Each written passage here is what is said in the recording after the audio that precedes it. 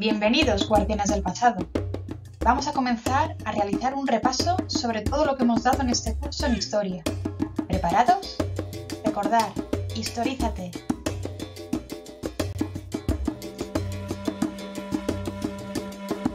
Con toda la información que averiguamos los historiadores sobre el pasado, ¿qué hacemos? La divulgamos, la contamos a los demás, a través de libros, conferencias, clases, juegos, talleres, videojuegos, cualquier medio es importante. Pero claro, es mucha información y puede saturar y liar a más de una persona. Por eso, debemos ordenar nuestra mente de historiadores y crear siempre una línea del tiempo que organice los acontecimientos, las etapas y, sobre todo, nos sitúe los principales sucesos históricos de cada sociedad. La línea del tiempo, en este sentido, en historia, es como la línea de la vida de nuestra mano. Por ejemplo, aquí veis, siempre habrá una línea del tiempo del reloj cronológico. Tic-tac, tic-tac, años, siglos, etc. Antes de Cristo, después de Cristo. Luego, situaremos una gran línea de periodos, las edades de la historia. Estamos en la prehistoria, en la historia antigua, historia medieval. Luego, siempre situaremos la línea de los procesos de las culturas. ¿De qué época estamos hablando? ¿De qué cultura? ¿Qué sucedió? El origen del hombre, el origen de la agricultura. Y por último, siempre situaremos la línea de los acontecimientos concretos y los hechos. Días, horas, sucesos. Esta sería la construcción de nuestra línea del tiempo. Así que, como veis, es un gráfico que nos ayuda a ordenar nuestra mente, organizar los hechos, sucesos y etapas de la historia. Sin ella no entenderíamos nada. Por eso es tan importante aprender a construirlas y practicarlas en la historia. Decíamos que una línea del tiempo en historia es mucho más que fechas. De hecho, representa dos tipos de tiempo: el tiempo histórico y el tiempo cronológico. ¿Cómo? Sí, en historia existen dos tipos de tiempo. El tiempo histórico es el tiempo de las grandes etapas de la historia, mientras que el tiempo cronológico es el tiempo del reloj. Tic-tac, tic-tac, desde el más corto, segundos, minutos, horas, días, hasta el más largo, que es el que en la historia nos interesa más: años, siglos, etc. Todo este embrollo nos obliga a preguntarnos, ¿pero cómo medimos el tiempo? Esta ha sido y es una de las grandes preocupaciones de la humanidad. Para medir el tiempo cronológico, utilizamos el calendario. Todas las culturas han creado sus propios calendarios. Existen muchos sistemas. Nosotros utilizamos varios. El principal, la fecha de nacimiento de Cristo, es decir, fechas AC, antes de Cristo, o DC, después de Cristo. Pero para las etapas más antiguas de la historia, el sistema de antes del presente, que en sus siglas en inglés es BP, y que se calcula por fechas de carbono 14 a partir del año 1950. Pongamos un ejemplo. Fijaos en este mapa. Decíamos que la escritura surgió en el año 3200 a.C. en Mesopotamia. Es decir, hace 3200 años antes de que naciera Jesucristo. Pero, ¿cuánto tiempo hace que pasó desde el presente? Calculemos. Para calcular, añadiremos a la fecha antes de Cristo, en este caso los 3500 antes de Cristo, los años que hayan pasado desde que nació Cristo, que para redondear diremos que son unos 2000 años. Y voilà, si sumamos ambas cantidades nos sale la fecha respecto al presente. Por tanto, la respuesta sería que la escritura se inventó hace 5500 años antes del presente. Es genial, ¿verdad? Para tener a punto esta calculadora del tiempo, os recomiendo que debemos siempre recordar algunas medidas de tiempo que más se utilizan en historia. Así que ya las conocéis, pero vamos a repasarlas. Un año, que equivale a 12 meses, 365 días. Un lustro, que sí, es verdad, son 5 años. Una década, que son 10 años, esta es muy importante. Un siglo, son 100 años. Y por último, un milenio, que son 1000 años.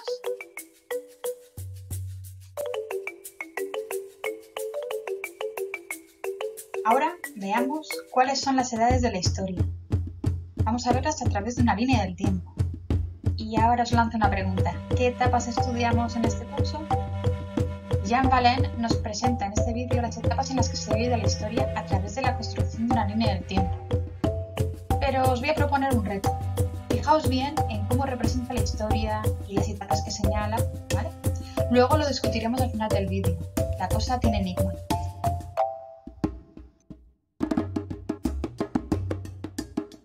Las edades de la historia. Primero, debemos trazar nuestra línea de tiempo y lo dividimos de manera proporcional de 1000 en 1000 años, ya que nos ayudará a ubicar de manera precisa los datos que necesitamos. Ahora, debemos ubicar el año 0, que marca la presencia de Cristo en la historia. También el año 1000 a.C., 2000 y 3000. Además, el 1000 después de Cristo y el 2000, que este es el año más cercano a la actualidad. En primer lugar, identificamos en esta parte de nuestra línea de tiempo a la prehistoria, que durará hasta el año 3500 a.C. En él se reconocen dos etapas: el paleolítico, que se desarrolla hace 2.5 millones de años, conociéndose también como Edad de Piedra, donde los hombres desarrollan herramientas hechas con este material.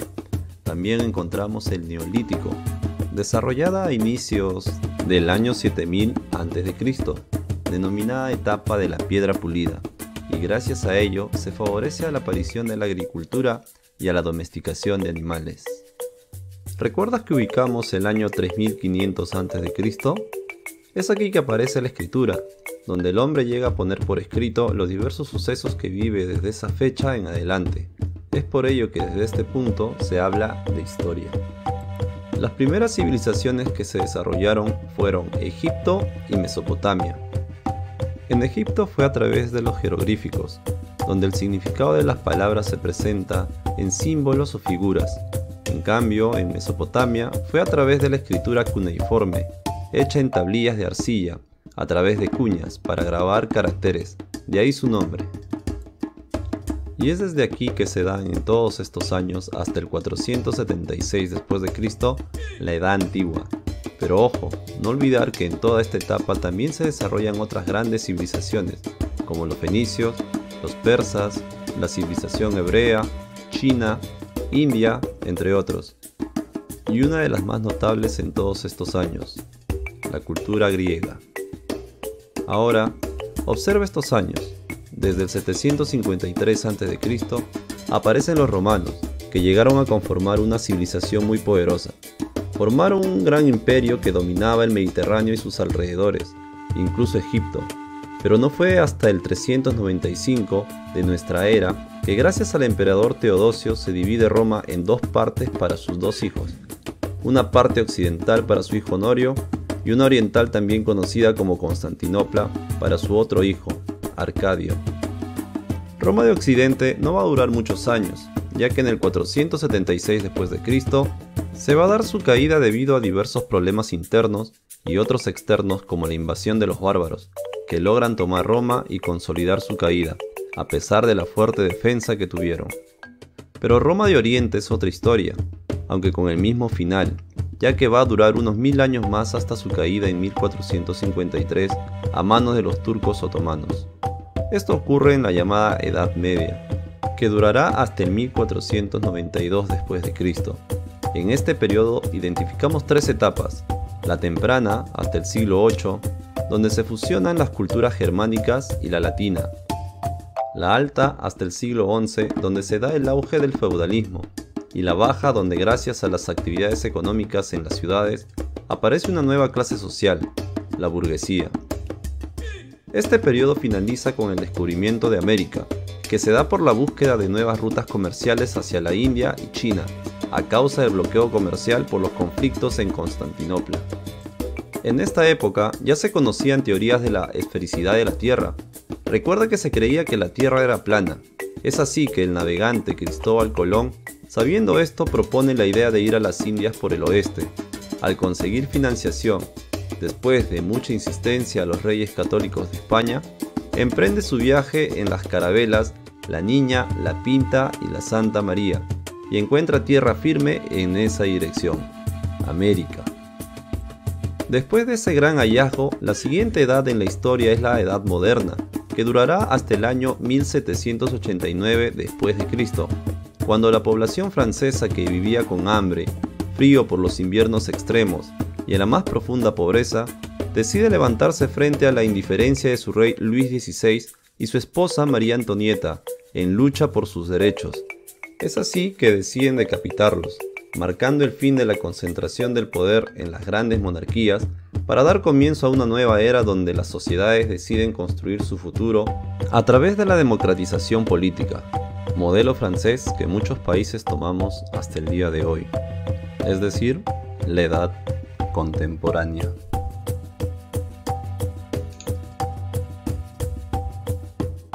Como habéis comprobado, no todas las etapas tienen la misma duración. Fijaos en la prehistoria. Es la que más dura, pero en el gráfico anterior es la representación que menos espacio ocupa. Ello es un error intencionado. Fijaos en el esquema que tengo aquí, este reloj. Esta es la distribución real entre prehistoria e historia.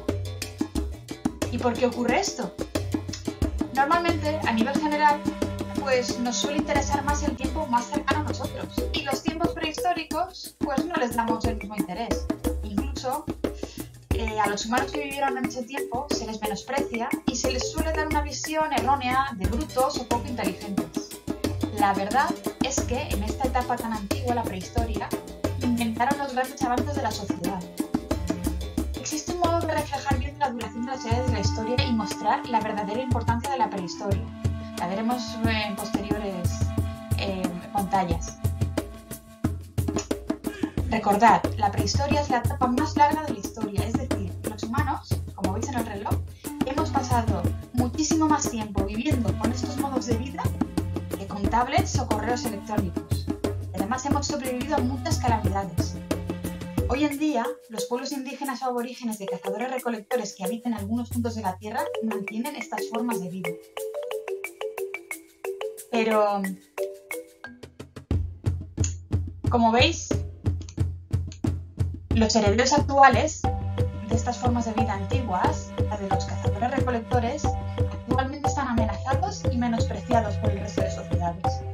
Survival, esta ONG, nos lo cuenta.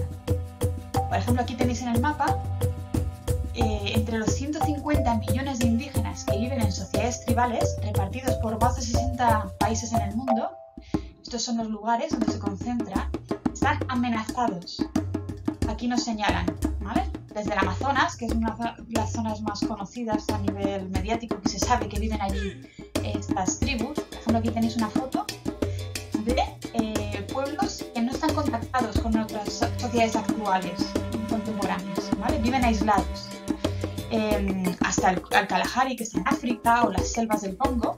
Esta ONG trabaja con ellos para proteger sus vidas y su tierra.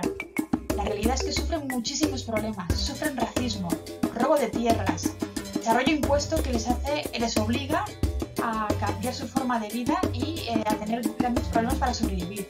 Y sobre todo violencia, ¿vale? Muchas veces se les quiere destruir su forma de vida y a ellos mismos, y simplemente es porque viven de una forma diferente. Esta ONG lucha porque esto debe cambiar.